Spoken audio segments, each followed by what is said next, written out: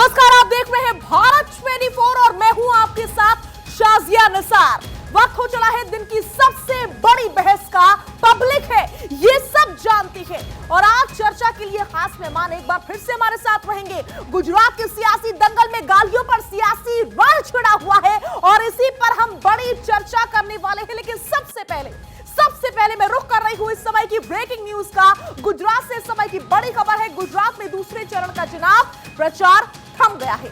दूसरे और आखिरी चरण में 93 सीटों पर वोटिंग होनी है और इस समय की बड़ी खबर यह है कि चुनाव प्रचार खत्म हो चुका है। बड़ी जानकारी सीधा ग्राउंड जीरो से हम आपसे साझा कर रहे हैं। आपको बता दें कि पहले चरण का वोट हो चुका है और अब बारी है दूसरे चरण की। आपको बता दें कि गुजरात में एक नहीं बल्कि तमाम पार्टियों के तमाम दिग्गज मैदान में उतरे हुए हैं। फिर चाहे वो बीजेपी हो, कांग्रेस पार्टी हो, आम आदमी पार्टी हो या फिर खुद AIMIM के मुखिया असदुद्दीन ओवैसी क्यों ना हो। और अब लौटते हैं अपने मुद्दे पर। गुजरात के सियासी दंगल में गालियों पर सियासी रण छिड़ा हुआ। जैसा कि मैंने आपको बताया, क्या कांग्रेस गाली देने को अभ्यास समझती है, ये सवाल है इस समय। क्योंकि गुजरात की चुनावी रण में जब शिक्षा, स्वास्थ्य, महंगाई, रोजगार और विकास पर बात होनी चाहिए, तब मोदी को नीचा दिखाने के लिए कांग्रेस नेताओं में गालियां देने की होड़ मची हुई है। पहले कांग्रेस नेता मधुसूदन मिस्त्री ने मोदी को औकात बता देंगे कहा, फिर मल्लिकार्जुन खड़गे ने मोदी की तुलना रावण से करके प्रधानमंत्री का अपमान किया और अब कांग्रेस के पूर्व सांसद BS उग्रप्पा ने पीएम मोदी का आधुनिक भस्मासुर बताकर एक बार फिर से बीजेपी को दरअसल हमला करने का मौका दे दिया है। बीजेपी ने कहा कि जो पीएम मोदी को भस्मासुर कहकर अपमान कर रहा है, वो कांग्रेस भारतवर्ष को भस्म करने में लगी हुई है। बात सिर्फ यही नहीं रुकी, हिंदुत्व के बहाने भी पीएम मोदी को निशाना बनाया जा रहा है। AIUDF के अध्यक्ष और सांसद बदरुद्दीन अजमल ने आरोप लगाया है कि मोदी सरकार सिर्फ हिंदुओं को मजबूत बनाने में लगी हुई है। ऐसे में सवाल ये कि क्या विपक्ष के पास कोई मुद्दा बचा ही नहीं है, वो सिर्फ बिना किसी आधार के पीएम मोदी का अपमान करना ही सबसे बड़ा चुनावी मुद्दा मान चुकी है। क्या विपक्ष और कांग्रेस खास करके इससे अपना चुनावी अभियान बना चुकी है, लेकिन इस चुनावी दौर में इसका उल्टा असर भी दिख रहा है। इसी मुद्दे पर करेंगे बड़ी बहस।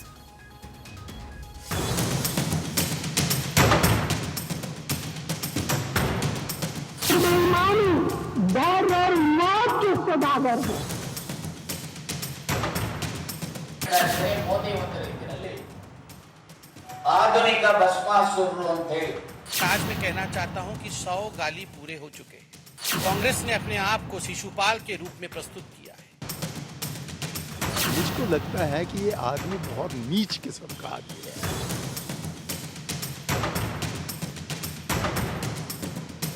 हिंदुस्तान का चौकीदार चोर है।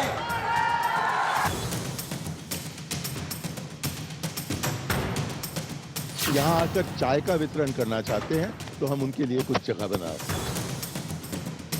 कितने हैं भाई, क्या आपके रावण के जैसा 100 मुख है क्या है?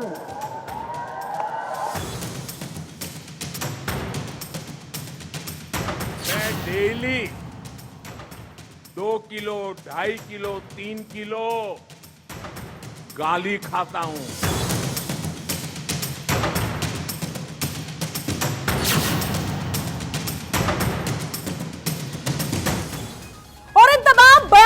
के बीच भारत 24 आपका अपना चैनल सवाल पूछ रहा है, क्या मोदी के खिलाफ हर रोज गाली का प्रयोग होता रहेगा? मोदी विरोधी दंगल में ओवैसी और अजमल कूद पड़े हैं क्या? यह भी सवाल भारत 24 पूछ रहा है। वोट का अकाल तो कांग्रेस बनी शिशुपाल। गुजरात चुनाव गालियों का बैटल ग्राउंड बन चुका है क्या? और सवाल, आखिरी सवाल, मोदी का अपमान क्या कांग्रेस का अभियान है? ये तमाम सवाल हम राजनेताओं से भी पूछेंगे और इन्हीं सवालों पर करेंगे हम बड़ी चर्चा। अनुजा कपूर मेरे साथ जुड़ रही है बीजेपी से, अर्शप्रीत सिंह प्रवक्ता है कांग्रेस पार्टी से जुड़ रहे हैं, अकील खान मेरे साथ स्टूडियो में मौजूद रहेंगे, राजनीतिक विश्लेषक है, सूर्य प्रकाश मैथिल राजनीतिक विश्लेषक है, मेरे साथ मौजूद रहेंगे, जुनैद हारिस भी इस्लामिक स्कॉलर है, स्टूडियो में ही मेरे साथ जुड़े रहेंगे, स्वामी दयानंद सरस्वती महाराज भी हमारे साथ धर्मगुरु है, स्टूडियो से जुड़े रहेंगे। तमाम खास मेहमानों का भारत 24 पर बहुत बहुत स्वागत करती हूं। लेकिन सबसे पहले सबसे पहले नेताओं ने आखिर किन शब्दों का प्रयोग किया है अपने दर्शकों को, वो सुनवा देती हूं। साबिर को MLA बना दे कि हम अपनी जिंदगी में दोबारा कोई बिल्किस को ना देखे। अल्लाह साबिर को कामयाब बना दे अल्लाह, ताकि हम अपनी बेटियों को इस तरह बेबस ना देखे। या अल्लाह साबिर को MLA बना दे ताकि किसी बच्चे को चौराहे पर लाकर लटों से मारकर उसकी बेइज्जती ना हो। अल्लाह साबिर को कामयाब कर दे ताकि इन गरीबों की एक आवाज उठे अल्लाह, इन गरीबों को ताकत मिले अल्लाह। अल्लाह कामयाब कर दे अल्लाह, तेरे खजाने में कोई कमी आने वाली नहीं अल्लाह, तू रज़्ज़ाक़ है, तू हय्यु क़य्यूम है। अल्लाह कामयाब कर दे। परवरदिगार, हम सब ने मेहनत की, गलतियां की अपने लिहाज से, अल्लाह तू इसको कबूल भी फरमा ले। अल्लाह हमको कामयाब कर दे साबिर को इन गरीबों के लिए, मजलूमों के लिए, जालिमों से लड़ने के लिए यहाँ के MLA बनाकर गुजरात की असेंबली में भिजा दे। तो जो लोग टाइम पे फर्टाइल जमीन के ऊपर आप जब मिट्टी डालोगे और दवा डालोगे तो वहां से तो धान ही धान उगेगा, खेती अच्छी होगी, लहान होगी, तरक्की होगी। तो उनको भी अपनाना चाहिए मुसलमानों के इस फॉर्मूले को कि अपने बच्चों को, जवानों को 20-22 साल में शादियां कराओ, लड़कियों को 18-20 साल की उम्र में शादियां कराओ, फिर देखो आपके यहाँ भी कितने बच्चे पैदा होते हैं। लेकिन 2 नंबर ही धंधा मत करो। तो मैं चीफ मिनिस्टर साहब को आह्वान करूंगा कि आप तो माशाल्लाह इस वक्त पूरे हिंदुस्तान के चीफ मिनिस्टरों में प्राइम मिनिस्टर मोदी के बाद आपका नंबर आ रहा है, अमित शाह जी के बाद आपका नंबर आ रहा है। हाँ, तो इसलिए आपको तो कोई कमी नहीं है, आप 2-4-5 लव जिहाद खुद कर लो। ठीक है, हमारी मुसलमान बच्चियों को भगा के लेके जाओ, कहाँ रखोगे वो जगह हम लोग को बता देना, हम आपको मिठाई देने आएंगे, हम झगड़ा करने नहीं आएंगे, समझे कि नहीं।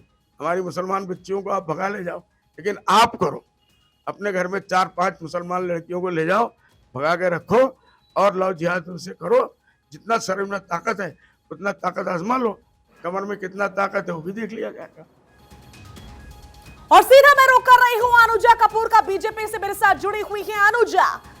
आखिर सियासी पार्टियों को मुद्दों से ज्यादा गालियों की, अब शब्दों की, विवादित भाषणों की जीतने के लिए आखिर क्यों जरूरत पड़ रही है इस बार, क्या लगता है आपको? देखिए, उन्हें जरूरत इसलिए पड़ रही है क्योंकि बहुत ज्यादा इनसिक्योर हैं। उन्हें इस बात के बारे में मालूम है कि गुजरात में उनकी जमानतें जब्त हैं और गालियों का सहारा, ये इनका आम आज की बात नहीं है, ये बहुत पुराना खेल है। आप कांग्रेस में देख लीजिए, आप ओवैसी साहब को देख लीजिए, ये लोग बहुत पुराने तरीके से इस गेम को खेलते चले आए हैं, एक साइकोलॉजिकल वार करने की कोशिश कर रहे हैं और ये भूल गए हैं कि गुजरात जो है वो ननिहाल है, वो खुद भी मोदी जी का वहीं का ही उनका ग्राउंड है, मदर ग्राउंड है। और जहां पर मोदी जी ने vision of world, vision of India पैदा किया, वहां पर आप देखें कि एक गुजरात उनके लिए एक डेवलपमेंट विंडो है। वहां पर आप इस तरीके की 2 बातें आप मोदी जी के बारे में कह रहे हैं। आप देखिए कि सोनिया गांधी जी ने 2007 में बोला गुजरात में, हार गई, 2014 में बोले हार गई, 2019 में बोले राहुल गांधी जमानत जब्त, अब 2022 में भी बोल रहे हैं। आपको क्या लगता है जमानत जब्त होगी कि नहीं होगी? इस तरह से आप मोदी जी को, जिन्होंने आपको वैक्सीन दिलाई, जिन्होंने आपको फ्री वैक्सीन दी, आपको first dose, second dose, booster dose बच्चों को और इंडिया से बाहर तक लोगों को, मुल्कों को दी, आज आप उन्हें अपशब्द कह रहे हैं। आज आप उन लोगों को अपशब्द कह रहे हैं जो कोई खड़ा नहीं हुआ था। भूलिएगा मत 2021, 2022, 2019 के दौरान पे जब कोविड चल रहा था तो इतने लोगों को खाना, राशन कार्ड के तरफ से फ्री राशन देना 80 करोड़ लोगों को, और 4 करोड़ तो राशन गुजरात में मिला। अगर आप उसके मकानों की बात करें तो आवास योजना, प्राइम मिनिस्टर आवास योजना में आपको 11 लाख तो घर गुजरात में ही बने। कितना मलकाना हक औरतों को मिला। हम लोगों ने, अगर हम यही हिंदू मुस्लिम की जो लड़ाई जिस तरह से अभी चल रही है, बहुत दुख की बात है गुजरात में इलेक्ट्रिसिटी 24 घंटे आती है। जो पानी है नर्मदा जी, आप जानते हैं कि नर्मदा वाटर जो है वो किस तरह से लोगों के घरों तक, उनके इरिगेशन तक पहुंचा, और हर घर जल से नल, ये आपने देखा है कि हर नल से जल निकलना ये एक सपना ही नहीं था मोदी जी का, और मकान देना एक सपना नहीं था सिर्फ मोदी जी का, वो चाहते थे कि इसको ग्राउंड रियलिटी में पूरा करा जाए। क्यों नहीं करेंगे? और एक और बात, एक बात शाजिया जी, जिस तरीके से उन्होंने कहा कि क्या मोदी जी के 100 सिर हैं, तो ये उनको समझना होगा कि कांग्रेस का तो एक भी सर नहीं है। ठीक है। अगर एक पपेट को लाकर और एक रबर स्टैम्प को लाकर खड़ा कर देंगे और उन्हें लगता है कि लोग वोट दे देंगे, तो उनको आज भारत जोड़ो यात्रा निकालनी नहीं पड़ती, और सोनिया गांधी को, प्रियंका गांधी को, राहुल गांधी को, मोदी जी को अपशब्द बोलने नहीं पड़ते, क्योंकि इन्हीं के ऊपर ये वोट लेना चाहते हैं। तो आप देखिए मोदी जी को ये यूज भी कर रहे हैं अपने वोट लेने के लिए। ठीक है अनुजा जी, आती हूं मैं आपके पास। अर्शप्रीत सिंह हमारे साथ जुड़े हुए हैं, कांग्रेस पार्टी से हैं। अर्शप्रीत जी, गुजरात का चुनाव बैटल ग्राउंड गालियों का आखिर क्यों बनता जा रहा है? क्या मोदी के खिलाफ अपशब्दों का इस्तेमाल नहीं करेंगे तो जीत नहीं पाएंगे? धन्यवाद सवाल के लिए। काइंडली 1 मिनट अनइंटरप्टेड दे दीजिएगा। पहली बात तो भारतीय जनता पार्टी कह रही है ये बहुत बड़ा इशू है, तो पहले भारतीय जनता पार्टी माफी मांगे हमारे लीडर्स को डायन बुलाने के लिए, हमारे लीडर्स को सद्दाम बुलाने के लिए, और ऐसी ऐसी चीजें कहने के लिए जो मैं इस डिबेट पे बोल भी नहीं सकता हूँ। दूसरी बात, अब ये कहते हैं कि प्रधानमंत्री साहब का ओहदा जो है वो कॉन्स्टिट्यूशनल है, सही बात है। मनमोहन सिंह जी का भी ओहदा भी कॉन्स्टिट्यूशनल था, और मोदी जी ने क्या कहा कि रेन कोट वाला जो रिमार्क दिया था, जो स्टेटमेंट बोली थी उन्होंने, वो क्या डिमीनिंग, डेरोगेटरी नहीं थी, डेफेमेटरी नहीं थी, तो उसकी माफी आप कब मांगेंगे?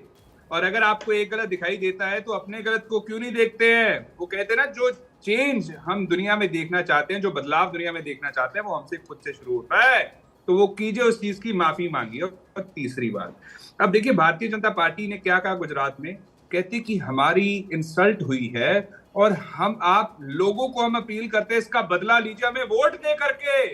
इस चीज में भी इनको वोट चाहिए, कह रहे कि हमारी इंसल्ट होगी और हम बदला लेंगे, आप हमें वोट दे करके आप खुद बदला लीजिए इस चीज का। यहाँ पे भी भारतीय जनता पार्टी को वोट बटोरने हैं। यहाँ से पता लग जाता है भारतीय जनता पार्टी की प्रायोरिटी क्या है और क्या नहीं है। पांचवी बात, देखिए Bharatiya Janata party 99% of the times Congress party की बात करती है। दो मुख्य कारण, महाराज जी आपके पास आ रही हूँ। पहला मुख्य कारण है कि भारतीय जनता पार्टी कांग्रेस की तो बात करेगी, 27 सालों में 7 काम तो किए, नहीं तो काम की बात नहीं कर सकती, इसलिए इतना कैंपेन करना पड़ता है। और दूसरा मुख्य कारण कांग्रेस की बात क्यों करते हैं, क्योंकि मोदी जी को कांग्रेस से डर लगता है।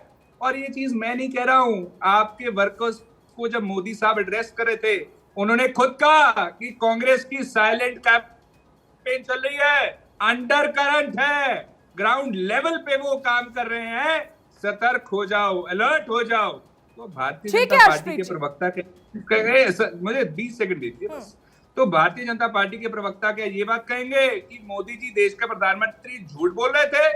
और सातवीं बात, अब देखिए कहते हैं मोदी जी, ये भारतीय जनता पार्टी वाले ना मोदी जी का स्टेटस डाउन पता नहीं क्यों करने में लगे हुए हैं। मोदी जी को कहते हैं गुजरात पुत्र है, आप क्यों नहीं कहते कि वो भारत पुत्र है, देश के प्रधानमंत्री हैं? आप पूछ रहे हैं सवाल एक के बाद एक, 1 2 3 4 5 6, आप 7वें पर आ गए।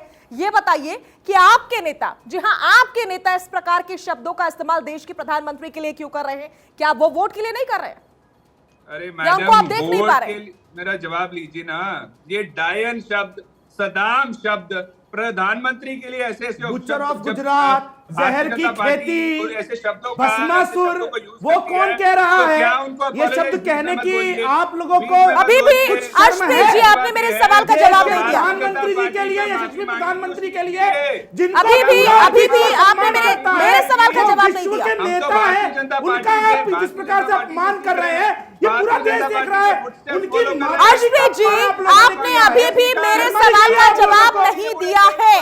आपके नेता देश के प्रधानमंत्री के लिए अब शब्दों का इस्तेमाल क्यों कर रहे हैं? सवाल मेरा कांग्रेस पार्टी के प्रवक्ता से है, कांग्रेस पार्टी के प्रवक्ता से सवाल है। आतंकवादियों के मृत्यु के ऊपर रोने वाला सूर्य प्रकाश परिवार मैथिल, यहाँ सूर्य बैठकर प्रकाश मैथिल, भारत सूर्य प्रकाश के मैथिल, बेटे एक का सेकंड अपमान कर रहा पहले है। मेरे सवाल का जवाब अर्शप्रीत को देना होगा। अर्शप्रीत जी, सवाल मेरा यह है कि कांग्रेस पार्टी के नेता एक के बाद एक देश के प्रधानमंत्री मोदी के लिए आखिर क्यों अब शब्दों का इस्तेमाल कर रहे हैं? आप कांग्रेस पार्टी से हैं, जवाब दीजिए अपने नेताओं पर। अब अगर आपको जवाब चाहिए ना मैडम, मेरी एक रिक्वेस्ट है, अगर ऐसे एक के ऊपर एक बोलेंगे लोग तो एक ही सवाल है मेरा सर, आप मेरे सवाल का जवाब दीजिए। सूर्य प्रकाश मैथिल, ना आपको बराबर मौका दिया जाएगा, पहले उनकी बारी है, उनको जवाब देने दीजिए। सूर्य प्रकाश मैथिल, अर्शप्रीत जी जवाब दीजिए। आपके नेता, कांग्रेस पार्टी के नेता प्रधानमंत्री के खिलाफ क्यों आप शब्द बोल रहे हैं? क्या प्रधानमंत्री पद की गरिमा का ख्याल रखना उनकी जिम्मेदारी नहीं? जवाब से पहले एक ही चीज कहूंगा, पहले भी जवाब चाहिए, सीधा जवाब। अगर जवाब चाहिए सर, सारी बातें सुन ली, 1 2 3 4 5 7 पॉइंटर सुन लिए, अब जवाब दे दीजिए। सुन लिए ना? ऐसा है ना, अगर मुझे इंटरप्ट करेंगे तो मैं कंटिन्यू जवाब दीजिए सर, आप इतना टाइम वेस्ट क्यों कर रहे हैं? अर्शप्रीत जी जवाब दीजिए। आप आश्वासन दे दीजिए, इंटरप्ट नहीं करेंगे। मैं आश्वासन मिल गया आपको, आप जवाब दीजिए। बस ठीक है। पहली बात, हमसे पहले इन शब्दों का उपयोग भारतीय जनता पार्टी, ये जवाब है इसलिए आपके नेता इसलिए प्रधानमंत्री के खिलाफ, प्रधानमंत्री पद की गरिमा को ख्याल इसलिए कर रहे हैं, ये जवाब है।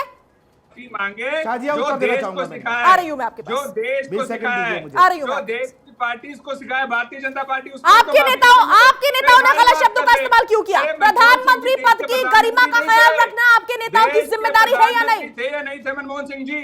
तो उनके लिए जो मोदी जी ने शब्दों का उपयोग किया वो ठीक है, आप उसकी निंदा नहीं करेंगे, उसके बारे में बोलेंगे नहीं। आ रही हूं सूर्य प्रकाश मैथिल, यहाँ से पता लग आपके पास कोई जवाब नहीं है सूर्य प्रकाश मैथिल, आप अपनी बात रखिए।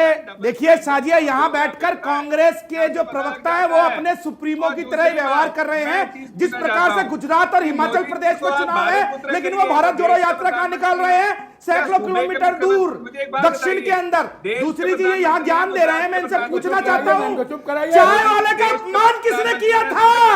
गुजरात किसने बोला था? पहले इनसे पूछना चाहता हूँ, पहल किसने की थी? बदतमीजी किसने की थी? एक गरीब चाय वाला यदि आप उनकी सामंती सोच के सामने खड़ा हो गया, गुजरात का बेटा, भारत का बेटा, तो आप लगातार उसका अपमान करेंगे? आप लोग भगवान श्री राम में तो विश्वास करते हैं, लेकिन हमारे आदरणीय प्रधानमंत्री को रावण कहेंगे, दक्षिण वाला बोलेंगे, बुच्चरा गुजरात बोलेंगे, भस्मासुर बोलेंगे, उनकी माता जी को अपशब्द बोलेंगे। इसका जवाब आज गुजरात दे रहा है। जमानत जब्त होने वाली है आप लोगों की, ये आपसे मैं वादा कर रहा हूँ। दिल्ली में आप खत्म हो गए, हिमाचल में खत्म हो गए, हरियाणा में खत्म हो गए, राजस्थान के अंदर जाने वाले हैं आप। अरे भैया, गुजरात के अलावा आपका पूरे भारत में कई नाम पानी देवा नहीं बचने वाला है। आप बातें मत कीजिए, जिस राज्य से आप आते हैं पंजाब से, वहाँ कांग्रेस की स्थिति देख लीजिए। ये लंबी चौड़ी बातें मत कीजिए, पप्पूगिरी मत दिखाइए। आप शब्दों का जो है ना, यहाँ माफी मांगिए। देश के गौरव भारत के बेटे नरेंद्र मोदी का अपमान किया कांग्रेस ने, उस हर गरीब आदमी का अपमान किया है, ऊपर बढ़ने का आप लोगों ने अपमान किया है। आपको माफी मांगनी होगी। देश की 135 करोड़ जनता, गुजरात की जनता, हिमाचल की जनता, दिल्ली की जनता आपको जवाब देने जा रही है। ठीक है, चुनावों के रिजल्ट जब आएंगे तो जवाब मिल जाएगा। स्वामी दयानंद महाराज जी कुछ कहना चाह रहे हैं बहुत देर से। स्वामी जी देखिए, मैं शुरू से बात कर रहा हूं कि आजादी के पहले मेरा जन्म हुआ है। मैं एक एक करके गिना रहा हूं आपके भारत 24 के माध्यम से। हिंदुओं के उपासक का स्थान मानसरोवर माउंट कैलाश किसने चाइना को दिया? प्रथम, किसानों पर गोली किसने चलवाया? साधुओं पर 96 में गोली किसने चलवाया? और राम को बोला काल्पनिक नाथ किसने बोला? यही नहीं, चाय वाला कभी भी नहीं बन सकता है प्रधानमंत्री किसने बोला? और आगे मैं कहना चाह रहा हूं, जो बड़ी बात है, किसने हिंदुओं को नसबंदी कराई और किसने किसानों के ऊपर गोली चलाया? इसका जवाब है आपके पास? इतना जवाब है? एक भी नहीं है। और मैं कह रहा हूं 4 बात, जो गैस लाइन से लेते थे आज घर घर, जो जिनको रहने के लिए झोपड़ी थे उनको करोड़ों मकान दिया मोदी ने, नर्मदा बनवाया, गैस दिया और हर एक हाथ को काम दिया। जो नरेंद्र मोदी ने विकास किया आज तक किसी प्रधानमंत्री जो प्रधानमंत्री नरेंद्र मोदी ने विकास किया वो अब तक किसी ने नहीं किया। विचित्र चित्र देखकर हैरान हो गया, जो आदमी न बन सका भगवान हो गया। ये तो नेता ही नहीं है, ये तो गीदड़ है। लीडर किस बात का? ठीक है, महाराज जी कह रहे हैं कि जो मोदी ने विकास किया अकील साहब, वो विकास अब तक किसी ने भी नहीं किया है। इस बात से कितना इत्तेफाक रखते हैं अकील साहब? देखिए साजिया, आप मुझे टाइम दीजिए बिना इंटरप्शन के। मैं सुन रहा सबको सुना हूँ, आप मुझे टाइम दीजिएगा। देखिए, जो हमारे देश की राजनीति का स्तर है पिछले 8 सालों में बहुत ज़्यादा गिर चुका। पहले भी गिरा हुआ था, लेकिन पिछले 8 आप गाड़ी पर बात कीजिए, राजनीति का असर मत बोलिए। आप गाड़ी पर बात कीजिए, राजनीति का असर उठा है कि गिरा? आप एंकर बन जाइए सर, एंकर बन जाइए। आप एंकर बन जाइए। आपको इंटरफेयर नहीं किया, थोड़ा होगा। आपके दिल में जो जलन है ना, जो कुछ भी है वो वहां बन जाइए। अरे मैं आपको बताना चाहूंगा, देश को बर्बाद कर दिया है मोदी जी ने। कोई डेवलपमेंट नहीं है, पूरे देश को बर्बाद कर दिया है, इकोनॉमिकली, पॉलिटिकली और सोशली बर्बाद किया, देश को डिवाइड किया है। और ऊपर से जाकर के क्या है, अरे आप ये बताइए गुजरात में क्या किया? बिजली, पानी, शिक्षा, स्वास्थ्य और रोजगार और महंगाई, इसके अंदर उन्होंने टॉप किया है। और देश में कुछ कहने को नहीं है। प्रधानमंत्री खुद जिम्मेदार है अपनी जो इज्जत हो रही है उनकी। आप देखिए, आपका कहने से कुछ नहीं होगा। पूरे हिस्ट्री में हमारे देश की भारत की कभी ऐसा नहीं हुआ कि किसी प्रधानमंत्री को इस बुरी तरह से बोला जाए। और प्रधानमंत्री जाकर के रोना रो रहे हैं गुजरात में कि मुझे, मैं गुजरात का बेटा हूं, गुजरात के बेटे की पहले खेल तो 8 साल के अंदर बर्बाद किया देश को, गुजरात को बर्बाद किया। और आज गुजरात हीरो बन रहा है और बीजेपी खत्म है, पूरे गुजरात से खत्म है, दिल्ली से खत्म है। और उसके बाद 2000, अरे स्वामी जी सुन लीजिए, खाली चिल्लाने से कुछ नहीं होता। देश की स्थिति वो यही है। आप जो जिस तरह से बोल रहे हो ना, मैथिल जी आ रही है, और भी गेस्ट है मेरे पास। क्या बताया, ये बताइए आप क्या क्या किया डेवलपमेंट, क्या होगा? 108 नंबर पे पहुंचा दिया उन्होंने भुखमरी में देश को। और 90 लाख करोड़ से ज्यादा का ऋण कहाँ खाया? 3.5 लाख करोड़ गुजरात में खा गए। क्या किया उन्होंने, पूरा बताइए। सबसे ठीक है अकील साहब, सवाल मेरे एक नहीं कई सारे हैं। जुनैद हारिस के पास भी मुझे जाना है, लेकिन अनुजा कपूर कुछ कहना चाह रही है, उसमें ब्रेक पे भी जाना है। अनुजा जी जल्दी से क्या कहना चाह रही हैं? मैं सिर्फ इतना कहना चाहती हूँ कि मोदी जी को इन्होंने भस्मासुर कहा। बिल्कुल मुझे लगता है कि ये मानते हैं कि करप्ट और एंटी नेशनल लोगों के लिए उनके अगेंस्ट में भस्मासुर ही बोलने का इनके पास अधिकार है, क्योंकि ये मानते हैं कि इनको करप्ट लोगों को और एंटी नेशनल लोगों को खत्म करने के लिए मोदी जी का अवतार हुआ। तो ये मानते हैं इस चीज को। हाँ, पर कुछ लोग ये मानते हैं, जो अब बाकी लोग हैं जो जानते हैं कि वही जिनको हम नारायण कहते हैं, उनका फिर अवतार भी मोदी जी ही है। और आप लोग जिस तरीके से 2 बातें और अपशब्द मोदी जी के बारे में बोल देने से, ना तो कांग्रेस को ये भारत जोड़ो यात्रा में कोई फर्क इस तरह से पड़ने वाला है, क्योंकि जो वोट बैंक है वो तो सिर्फ गुजरात का वोट बैंक वो मोदी जी के पास ही रहेगा। वो इसलिए क्योंकि उनको ये मालूम है कि कांग्रेस का कोई वजूद नहीं रहा, और जो कांग्रेस का वजूद नहीं वो हर जगह से जमानतें जब्त करता आ रहा है। अभी आप देखिए कि कितनी बड़ी बात हुई कि जब भारत जोड़ो यात्रा शुरू हुई कि एक पंडित के पास, पंडित प्रदीप मिश्रा के, मैं एक बार बोल दूं, प्रदीप मिश्रा के पास कांग्रेस लीडर गए, और वो कांग्रेस लीडर कौन है? कमलनाथ। क्या कहते हैं? डाइंग फॉर द लास्ट, क्योंकि ये लेकर जाते हैं भारत जोड़ो यात्रा के अंदर। इनको मालूम है कि कांग्रेस इज डाइंग, और कांग्रेस इज डाइंग, और ये सोच रहे हैं कि हम एक वोट बैंक बना ले। जिनको आदिवासी और वनवासी का फर्क नहीं पता, जिनको जातिवासी का फर्क नहीं पता, वो आज बैठकर बड़ी बड़ी बातें कर रहे हैं। जो डॉक्यूमेंट्स लेकर जाते हैं और कहते हैं कि जो राम एग्जिस्ट ही नहीं करता, कोर्ट के अंदर अपना डॉक्यूमेंट देते हैं और कहते हैं कि राम एग्जिस्ट नहीं करता। आज बोलने आए। ठीक है अनुजा जी, ठीक है अश्विन जी, चर्चा तो जारी रहेगी, लगातार जारी रहेगी, क्योंकि सवाल यही है कि आखिर राजनीति में क्या हो रहा है वो तो हम सभी देख रहे हैं, लेकिन प्रधानमंत्री पद की गरिमा का ख्याल रखना भी इस देश के हर व्यक्ति की जिम्मेदारी हो जाती है। अकील साहब, मैं आऊंगी आपके पास, आऊंगी, बिल्कुल आपके पास आऊंगी।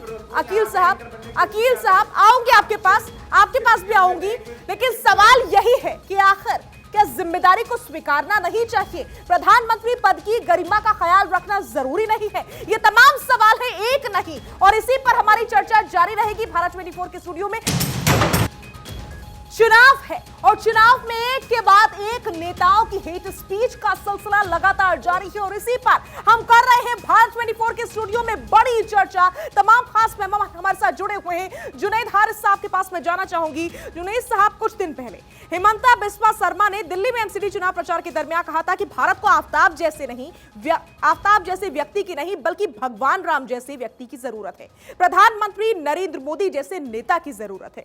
जिस पर बदरुद्दीन अजमल ने कहा कि हमारे मुख्यमंत्री आज देश के शीर्ष नेताओं में से एक है, तो उन्हें कौन रोक रहा है? आप भी 4-5 लव जिहाद करिए, हमारी मुस्लिम लड़कियों को ले जाइए, हम इसका स्वागत करेंगे और लड़ाई भी नहीं करेंगे।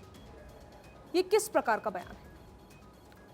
देखिए, एक चीज़ तो मैं बता दूं, पहले क्लियर कर दूं कि अभी आपने आफ्ताब का जिक्र किया। सवाल ये पैदा होता है कि मुजरिम होता है, इसका अगर मुसलमान नाम है तो भी मुजरिम है और अगर मुसलमान नाम नहीं है तो भी मुजरिम है। मैं आपको बता दूं, इससे ज़्यादा ख़तरनाक घटना इसी नवंबर में एक बाबा के द्वारा हुआ, जिसमें एक महिला और एक पुरुष को जिस क्रूरता के साथ मारा गया कि दोनों मिलते हुए दोनों के जिस्म चमड़ियाँ फट गईं और उनको चाकू से गोद कर मारा गया। तो सिर्फ इस बुनियाद पर कि वो मुसलमान नहीं थे उन पर चर्चा नहीं, और एक आदमी का नाम मुसलमान है इसलिए चर्चा। इस तरह की जब तक राजनीति होती रहेगी तब तक हमारा समाज बिखरता रहेगा। अच्छा। राजनेता का मतलब ये, अगर पार्टियों का मतलब ये होना चाहिए था कि नीतियों के आधार पर देश को कैसे तरक्की देंगे, राष्ट्र की कैसे उन्नति होगी, इस पर चर्चा होती। अफसोस की बात यह है कि हम इन उन्नतियों की बजाय हम दूसरी चीज़ों पे पड़ गए हैं और हम इसे हिंदू मुस्लिम की नज़र से देखने लगे हैं और हम एक दूसरे के लिए हेट और अपशब्द बोलने लगे हैं। अभी बीजेपी के प्रवक्ता, माफ कीजिएगा, बड़ी इसके साथ में कह रहा हूँ, कभी बीजेपी के प्रवक्ता अभी एक चीज बताना मैं चाह रहा हूँ कि हिंदू नहीं है भाई साहब, वो मुस्लिम है ना वो लड़की हिंदू है। मैंने अच्छा, अच्छा, कौन सी लड़की हिंदू नहीं है? वो जो लड़की है वाकर, अच्छा, अरे वो क्रिश्चियन है। तो कौन सी है? भाई कौन सी जाति है, कौन से धर्म से है, बता है वो।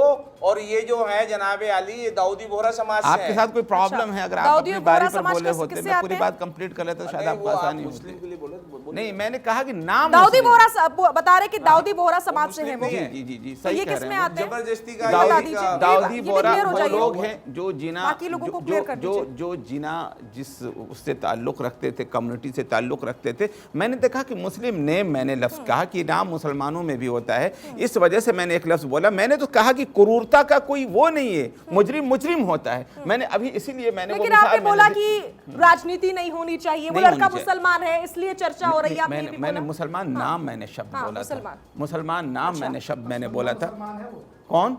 दाऊदी बोरा है वो बोरा है, इससे क्या लेना देना? वो मुसलमान हो, वो हिंदू हो, वो क्रिश्चियन, कितना इत्तेफाक रखते हैं? नहीं, वो कुछ भी हो, इत्तेफाक रखते हैं आप। अब वो दाऊदी बोरा है, अब वो वहाबी है, अब वो फलाना है, अरे भाई, इससे हमें कुछ लेना देना नहीं। और जब लफ्ज़ जिहाद कर रहा था तब वो मुसलमान है। जाहिल आदमी, ये तो बहुत बढ़िया मजाक हो गया भैया, ये तो बहुत बढ़िया मजाक हो गया। अभी जिस मैंने राजस्थान की बाबा की कहानी बताई है, वो कौन था जिहाद कर रहा था, जिसने के बाकायदा अपने यहाँ बुला करके। अरे जुनैद भाई, आपको जानकारी नहीं होगी, दिल्ली पुलिस ने नार्को टेस्ट किया और नार्को टेस्ट में उसने इस बात को कबूल किया कि मैंने उसको मारा और मुझे जो है जन्नत नसीब होगी, 72 हूरें नसीब होगी।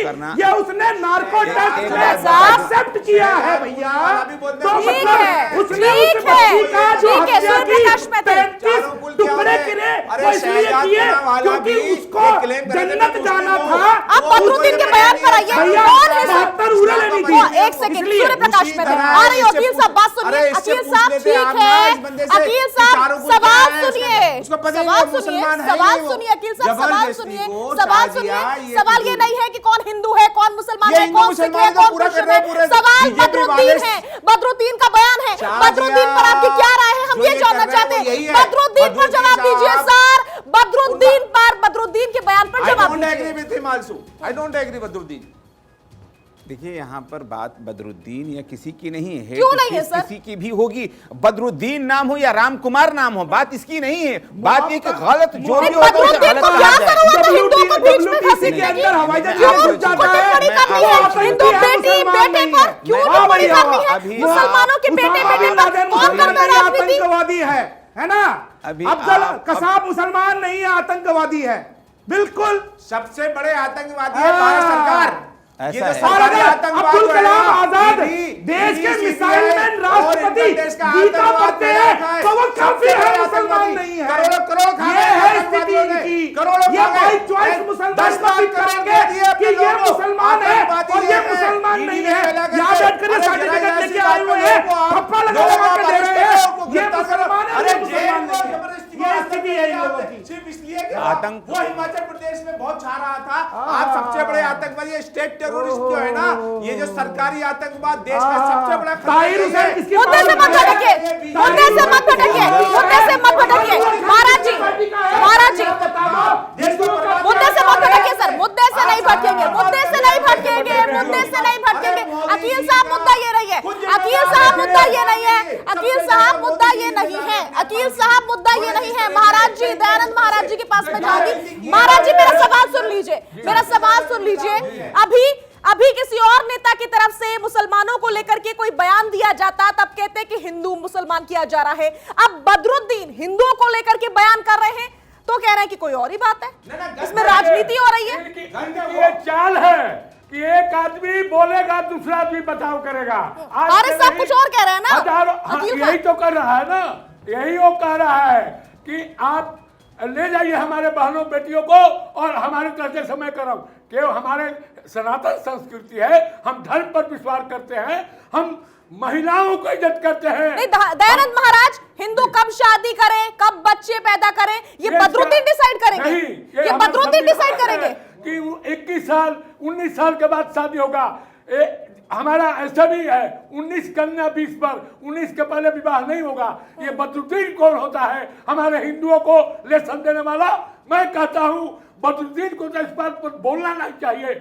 और मैं कह रहा हूं आपको डंके के चोट से कि बीजेपी बार बार और मोदी सरकार 4 बार, जितने गाली देंगे उतने हमारे मोदी गुलाब के तरह। ठीक है महाराज जी, आ रही हूं आपके पास। अर्शप्रीत सिंह कुछ कहना चाह रहे हैं, अर्शप्रीत सिंह कुछ कहना चाह रहे हैं, बोलिए अर्शप्रीत जी, क्या कहना चाह रहे हैं आप? देखिए, मुद्दे से भटकते नहीं है। मुद्दे की बात यह है कि भारतीय जनता पार्टी जो कहती मुद्दे है से वो भटके करती नहीं है। बदरुद्दीन का बयान भी हमारा मुद्दा है, हेट स्पीच दी है ना उन्होंने। एक सेकंड, क्या मत है आपका? एक सेकंड, आप अगर टाइम देते हैं तो अनइंटरप्टेड दिया कीजिए। लोगों को डिसाइड आपके करने पास टाइम होता है तो आप उसको वेस्ट करने में लग जाते हैं, हर बार यही होता है सर आपके साथ में। लोगों को डिसाइड करने दीजिए, सही बोल रहा हूँ, गलत बोल रहा हूँ, या आप सही बोल रहे हैं, गलत बोल रहे हैं। दूसरी बात, कौन गलत बोल रहा है? भारतीय लोग डिसाइड करेंगे मैडम कौन गलत बोल रहा है। भारतीय जनता पार्टी का कहना है कि कांग्रेस हमारी कंपेटिटर नहीं है। मैं एक चीज कहता हूं, अगर ये सच है तो बार बार कांग्रेस पार्टी पे आकर के भारतीय जनता पार्टी क्यों रुक जाती है? क्योंकि काम दिखाने को है नहीं, तो कांग्रेस को बदनाम करने की कोशिश करेंगे। कांग्रेस पार्टी जीत रही है गुजरात में। कितने राज्यों में आपकी सरकार है? जो शब्दों की आप कितने राज्यों में आपकी सरकार है अभी इस समय देश में? आप शब्दों की बात कर रहे हैं, मैं आपको एक चीज बताता हूँ। आप शब्दों की बात कर रहे हैं यहाँ पे। मोरबी ट्रेजेडी में जो लोग वहाँ पे मर गए हैं, जिनके परिवार उजड़ गए, क्यों उस पर हमने चर्चा नहीं करी? उस पर चर्चा नहीं हुई, उस पर चर्चा नहीं हुई। अब मुद्दे से भटकाने का काम अर्शप्रीत आप कर रहे हैं, बहुत बखूबी कर रहे हैं। मुद्दे से भटकाने का काम आप कर रहे हैं। आपसे हेट स्पीच पर जवाब मांगा जाए तो आप ले जाते हैं मोरबी हादसे के ऊपर, आपके पास कभी कोई जवाब ही नहीं होता। आप सिर्फ मुद्दे से भटकाने का काम करते हैं अर्शप्रीत जी, इसे स्वीकार लीजिए। जिनके पिता, जिनके भाई, जिनकी माए, जिनके परिवार उजड़ गए मोरबी ट्रेजेडी में, क्या वो जरूरी नहीं है आपके लिए? नहीं, आपके लिए ये जरूरी नहीं है, आपके लिए ये जरूरी नहीं है किसी की जान चली क्या मोरबी हादसे के ऊपर कार्रवाई नहीं हुई? क्या मोरबी हादसे के ऊपर चर्चा नहीं हुई? पहले बताइए, मोरबी हादसे के ऊपर चर्चा हुई या नहीं हुई? कार्रवाई हुई या नहीं हुई? ये बताइए, अंडर प्रोसेस है या नहीं ये मामला? अगर आप देर से सोकर उठते हैं तो वो आपकी दिक्कत है अर्शप्रीत। अगर आप देर से सोकर उठते हैं तो वो आपकी दिक्कत है, आपकी दिक्कत है ये। आपने चर्चा नहीं करी। मैं आपको बता दूं, जैसे मोरबी हादसा हुआ, ये देर से सोकर उठते हैं दरअसल, की प्रॉब्लम यही है, अरेस्टिंग हुई है, इनको कुछ पता ही नहीं है कि चल क्या रहा है। कांग्रेस का दामाद एंडरसन, जो कि भोपाल गैस त्रासदी का मुख्य अभियुक्त था, उसको कांग्रेस नेतृत्व 22 जहाज में बैठाकर विदेश भगा के आया है। ये आपकी असलियत है। आप लोग चुनावी हिंदू हो, आपको जब चुनाव दिखता है तो कोर्ट पे जनेऊ पहन लेते हो, ट्रिब्यूनल लगाते हो, अन्यथा आप दिखाई नहीं देते हो कभी किसी मंदिर में। आज आप यदि मोरबी में हादसा हुआ, उस पर कार्रवाई हो रही है, लोगों को जेल में बंद किया गया है और मुआवजा दिया गया गरीबों को, लेकिन आप उसको नहीं ध्यान देंगे। हाँ, भोपाल गैस त्रासदी पे आज से पूछो, आज भी भोपाल गैस त्रासदी में जो बेचारे मारे गए लोग हैं, उनको मुआवजा पूरा नहीं दिया गया आपकी सरकार में। उनके मुख्य अभियुक्तों को आपने विदेश भगाया, उसमें बात नहीं करोगे आप। यहाँ बैठकर डबल चेहरा मत दिखाओ। पप्पू पार्टी के नेता हो तो मत दिखाओ कि हाँ तो वसीयत में पप्पू पार्टी के नेता हो। पार्टी के पास इसका कोई जवाब है? आ रही हूँ। मोरबी ट्रेजेडी में जो परिवार उजड़ गए, उनका इंसाफ कब तक होगा? अभी तक इंसाफ हुआ है? ये आज की बात करने में विश्वास नहीं करते हैं, ये परसों चले जाते हैं। परसों क्या हुआ था, नरसों क्या हुआ था, कल क्या हुआ था, ये उस पर बात करेंगे, लेकिन आज क्या हुआ है ये उस पर बात करने में विश्वास ही नहीं रखते हैं। थैली के चट्टे बट्टे हैं और ये जो है आपस में जब बताइए, अकील खान, देश के अंदर जो बदलाव लाया गया है उसका अर्थ क्या था, उसका रीजन क्या था कि कांग्रेस ने जो खराब काम किए हैं, जो गड़बड़ी की देश के अंदर बर्बाद किया है, उसको ठीक करने के लिए ये तो अब और गड़बड़ करने के कर रहे हैं। उसके बाद मतलब किसने कांग्रेस ने भी ऐसा किया था तो हम भी ऐसा करेंगे। कांग्रेस ने ज्यादा किया था, हम उससे ज्यादा करेंगे। मोरबी, आप बताइए, मोरबी को कंपेयर करें भोपाल से। अरे मोरबी के अंदर अभी तक जो सबसे बड़ा जो भ्रष्टाचारी है वो अभी तक नहीं किया। क्यों? क्योंकि वो भ्रष्टाचार में लिप्त था। अनुजा कपूर के पास में जाऊंगी, अनुजा कपूर के पास में जाना चाह रही हूँ। महाराज जी आ रही हो, वकील खान आ रही हो आपके पास। अनुजा कपूर, अर्शप्रीत की ओर से जो बातें कही गई, आप कितना इत्तेफाक रखती हैं? बदरुद्दीन कौन होते हैं हिंदू बेटियों को सिखाने वाले कि क्या करना चाहिए? अकील साहब आ रही हूँ, देश की जो बड़ी ज्वलंत समस्या है उसके आ रही हो। ये भी समस्या है, ये भी समस्या है। हर दिन चर्चा होती है, हर दिन चर्चा होती है। मामले से डाइवर्ट करने की कोशिश मत कीजिए अकील साहब। अनुजा कपूर, बात मत करो। मेरा अकील साहब की वॉल्यूम डाउन कर दीजिए, अकील साहब की वॉल्यूम डाउन कर दीजिए। अनुजा कपूर को लाइए स्क्रीन पर, सिर्फ अनुजा कपूर रहेंगी। अनुजा, आप मेरी आवाज सुन पा रही हैं? झूठा केवल झूठा लगा देने वाले देश की पार्टी यहां बैठकर ध्यान दे रही है, मसाज पागल करवाने वाली। अनुजा, आप अनम्यूट करिए खुद को, आप अपने आप को अनम्यूट करिए, उसके पास ही आपकी आवाज पहुंचेगी। स्टूडियो की वॉल्यूम डाउन कर दीजिए, स्टूडियो की वॉल्यूम डाउन कर दीजिए। अनुजा की आवाज खोलिए। शाहजिया जी, नहीं शाहजिया जी, मैं इस बात पर नो कमेंट्स। मैं इस बात पे कोई जवाब देना नहीं चाहूंगी। मैं कांग्रेस पर, आम आदमी पार्टी जो आज यहाँ पर बैठी है, जो इतने बड़े बड़े टॉल क्लेम्स के ऊपर बात करती है, मुझे जहां तक लगता है कि कांग्रेस को भी ये बात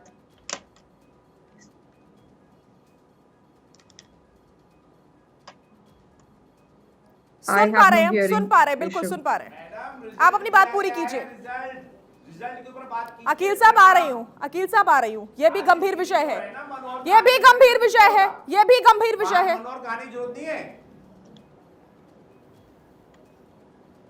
देखिए, आप टाइम खराब क्यों कर रहे हैं? जवाब ही नहीं दे पा रहे हैं बीजेपी के प्रवक्ता। तो देखिए, बात ये है, भारतीय जनता पार्टी कोई काम करेगी तभी तो जवाब होगा। बदरुद्दीन पर आपके पास कोई जवाब नहीं था, ये आप डिसाइड नहीं करेंगे कि क्या बोलना है क्या नहीं। जो सवाल है उसका जवाब तो देना ही पड़ेगा ना। मैडम, अगर कोई बात सूर्य प्रकाश मैथिल, ये बार-बार बोल रहे हैं, सूर्य प्रकाश मैथिल, बदरुद्दीन के बयान पर मैं फिर आऊंगी। होगी। वो कौन होते हैं हिंदुओं को डिक्टेट करने वाले कि उनको किस उम्र में शादी करनी चाहिए, किस उम्र में बच्चे पैदा करने चाहिए? देखिए शादिया, ये तो एक सोची समझी साजिश है।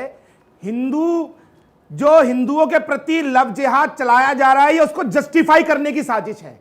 ये लोग जिस प्रकार से नाम बदलकर, अपना धर्म बदलकर, अपनी आइडेंटिटी बदलकर हिंदू बहन बेटियों को बहलाते हैं, फुसलाते हैं, उसके बाद उनसे शादी करते हैं और फिर बाद में यदि वो धर्म परिवर्तन नहीं करते तो उसको सूटकेस में डालकर फेंके आते हैं या 35-35 टुकड़े करते हैं। और उसमें इनको ये सिखाया जाता है कि जितनी हिंदू लड़कियां मारोगे उतना तुमको जो है जन्नत मिलेगी, 72 उरे मिलेगी। तो ये उसको जस्टिफाई कर रहे हैं। मैं पूछना चाहता हूं कि तुम कौन होते हो? आप बताइए, जवाब दीजिए। आप हिंदू मुसलमान कर रहे हैं, कब वो बच्चे पैदा करेंगे? मेहदी साहब ये बताइए, बीजेपी के कौन से नेता ने अब बच्चे मुस्लिम या हिंदू से शादी किए? बताइए आप। अरे आप जो अपने आप को जो समझ रहे हैं कि हम जो है बिल्कुल दूध के दुहे हुए हैं, बच्चे पैदा करे जाते अरे बीजेपी करे तो पुण्य, बीजेपी करे तो पुण्य, और करे तो पाप। आपके मुद्दा वो नहीं है, बड़े बड़े मुद्दे से मत भटकिए अकील शादी की हुई है। साहब, मुद्दे से मत भटकिए। बदरुद्दीन अजमल के बयान पर आज हम चर्चा कर रहे हैं। देखिए मैडम, जो सलाह वो दे रहे हैं हिंदू बेटियों को कब शादी करें, कब बच्चे पैदा करें, ये गलत है। जुनैद हारिस कुछ कहना चाह रहे हैं? फोकस करने से बैठे जी, सब एक एक करके बात रखेंगे, सब एक एक करके बात रखेंगे, सब एक एक करके बात रखेंगे, सब एक एक करके बात रखेंगे। जुनैद हारिस, आप अपनी बात करिए। जुनैद हारिस को लाइए स्क्रीन पर, पता क्या हाल हो रहा है? जुनैद हारिस को लाइए स्क्रीन पर। जुनैद हारिस बात रखेंगे। कैरियर खत्म है, मोदी जी का कैरियर खत्म है। अकील साहब ठीक है, ठीक है, ठीक है। अगर मोदी जी का मोदी जी गए, ठीक है, ठीक है, सुन ली सबने आपकी बात, सुन ली सबने। आप खामोश रहिए। महाराज जी, जुनैद हारिस कुछ कहना चाह रहे हैं? देखिए, कुछ चीज़ें क्लियर होनी चाहिए। अगर हम समाज में ऐसे ही कुरीतियों को और गलत बातों को फैलाते रहेंगे तो बड़ी परेशानी है। मैं बहुत क्लियर आपको बता दूं, इस्लाम के जानकार होने की हैसियत से बता दूं कि 72 हूरों का कोई कंसेप्ट इस्लाम में पाया ही नहीं जाता है कि कोई मुसलमान उसको अख्तियार करेगा। ये चीज़ बिल्कुल 72 नाम की कोई चीज़ नहीं है इस्लाम में, ये मैं आपको बता दूं। दूसरी बात यह है कि इस्लाम में लव जिहाद, इस्लाम अपने अट्रैक्शन की वजह से कोई स्वीकार करता है तब तो वो पसंद करता है, लेकिन अगर किसी के साथ धोखा करके इस्लाम में लाया जाए तो अकॉर्डिंग टू इस्लाम वो गलत होगा। तीसरी बात मैं बता दूं, मैं आपके साथ खड़ा हूं। मैं मुसलमानों की जो जितनी भी ऑर्गेनाइजेशन से वो खड़ी नज़र आएंगी, अगर किसी के साथ ऐसा होता हम आपके साथ चलते हैं ना, बैठ कर उस मसले को सॉल्व करते। हम क्यों चीज़ों को फैला रहे हैं उल्टी सीधे तरीके से?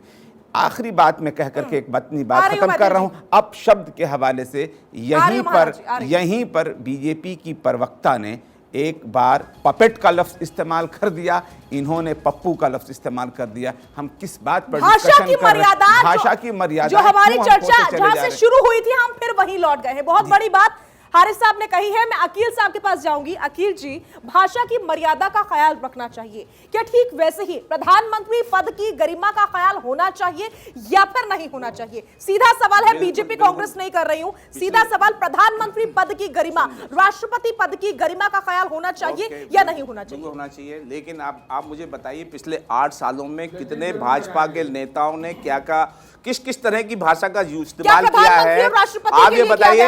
और आज तक हमारे देश में राष्ट्रपति के लिए किया गया है? सुनिए, बिल्कुल आप ये बताइए, आज तक हमारे देश के इतिहास में जितना प्रधानमंत्री मोदी के खिलाफ बोला गया, उनका अपमानजनक टिप्पणी की गई है, आज तक किसी प्रधानमंत्री के खिलाफ नहीं की गई है। तो ये इसका जिम्मेदार बात करेंगे हमारे प्रधानमंत्री को सोचना पड़ेगा, अपना सेल्फ एनालिसिस करना पड़ेगा।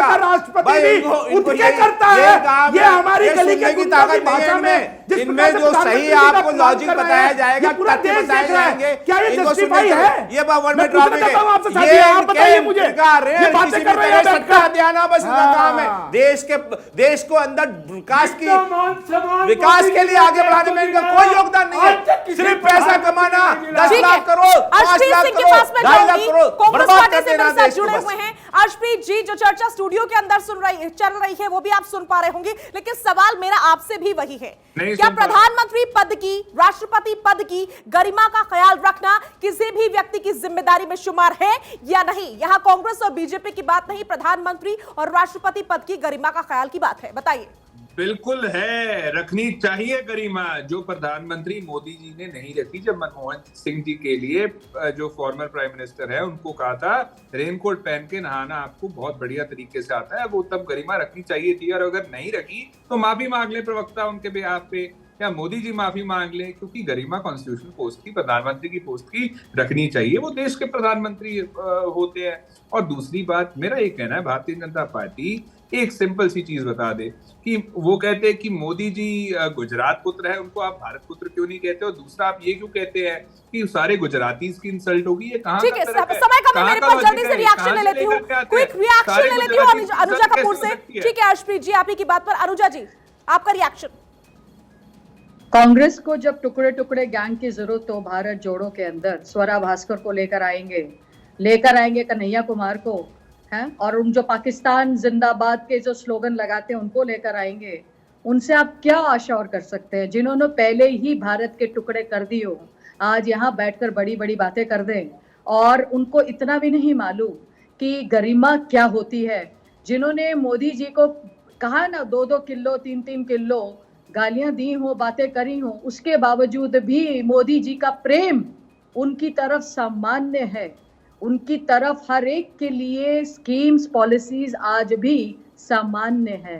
मोदी जी ने वैक्सीन देने के दौरान ये कभी नहीं सोचा कि आज कांग्रेस का प्रवक्ता जो आज यहाँ बैठकर अगर कुछ 2 अपशब्द बोल के जा रहा है, तो क्या उसके घर में, क्या उसकी 27 साल के साथ उसके काम में, क्या उसकी किसी भी चीज में किसी भी तरीके की कोई अड़चन है? जिस तरह से इन्होंने यहाँ पर आज भी डिबेट के ऊपर खुद इन्होंने माफी ना मांगते हुए इस तरह का इनका अभी भी आचरण है। नदी का, पवित्र नदी का अपमान किया, आज उसके साथ आप हैं।